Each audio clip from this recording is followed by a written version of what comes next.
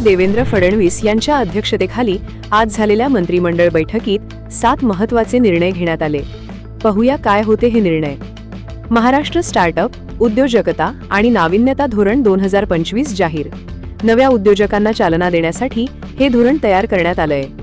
वाढवण बंदर ते समृद्धी महामार्ग भरवीर दरम्यान मालवाहतूक मार्ग म्हणजे फ्रेट कॉरिडॉर मंजूर।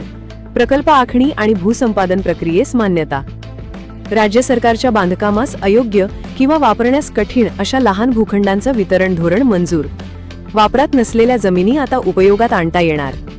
एसटी महामंडळाच्या अतिरिक्त जमिनींचा व्यापारी वापर करण्यासाठी नव्या धोरणाला मंजुरी, त्यामुळे उत्पन्न वाढवता येणार। नागपूर विणकर सहकारी सूतगिरणीतील 1124 कामगारांना मिळणार 50 कोटींचं सानुग्रह अनुदान। सूतगिरणीची जमीन विकून निधी उभारला जाणार। जळगाव जिल्ह्यातील पाचोरा गावातील क्रीडांगणाचं आरक्षण रद्द, त्या भूखंडाला रहिवासी क्षेत्रात समाविष्ट करण्यास मान्यता। कुष्ठरुग्णांसाठी काम करणाऱ्या स्वयंसेवी संस्थांच्या अनुदानात वाढ, आता या संस्थांना दरमहा 2000च्या ऐवजी 6000 रुपये मिळणार।